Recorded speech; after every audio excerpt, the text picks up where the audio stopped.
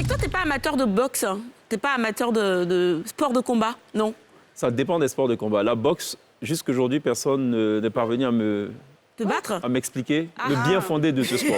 Mais si. Tu vas deux individus adultes, Ah oui, ouais, non. père pas de ça. famille, Ah ouais. ou deux femmes, mères de famille. Il paraît que c'était le sport préféré de Don Féfal. Oui, parce qu'il paraît qu'on ne triche pas dedans. Ajoute très intelligent. Mais après, on a compris qu'il y a des matchs qui sont parfois truqués. C'est pas ça le sujet. Le sujet, c'est qu'il y a deux adultes qui se battent au point de... Ils s'aiment tellement qu'ils doivent se défigurer, Ouais. se mettre en sang. Ouais. Et puis, il y a des gars qui parient, quoi. Ouais, comme deux carrément. coqs qui se battent. C'est vrai.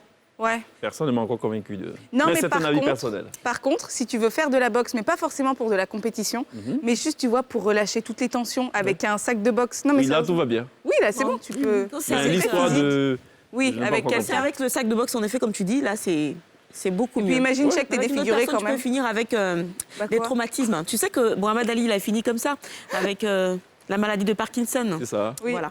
Bah, celui dont on parle ce soir, j'espère en tout cas qu'il finira pas comme Mohamed Ali. En tout cas, c'est la nouvelle star mondiale de l'UFC. Alors, MMA, en fait, ce qui veut dire en anglais Mixed Martial Arts, en français. Les arts martiaux mixtes, en fait. Et UFC, qui est l'Ultimate Fighting Championship, c'est l'organisation la plus importante, justement, de ce sport-là. Et le grand gagnant pour cette année, encore, c'est Francis Ngannou. Il a conservé son titre de champion de poids lourd MMA. Il a battu Ngannou, un Français, Cyril. Il y a une histoire quand même derrière tout ça. Ça ressemble à du success story, parce que le gars, il est né au Cameroun. Il a une enfance plutôt difficile, en fait. Il abandonne très tôt les études. Il enchaîne des petits boulots. Il va conduire même les mototaxis, ainsi de suite. Il était battu quand il était plus petit par son père. Sa mère aussi était battue, ses sœurs également. Et puis finalement, il a décidé de prendre la route du désert, donc d'arriver en France de façon très très clandestine. Il va être SDF, sans domicile fixe, sans papier aussi. Et puis finalement, il va rencontrer les bonnes personnes, donc un entraîneur qui va l'emmener justement très haut dans ce sport-là.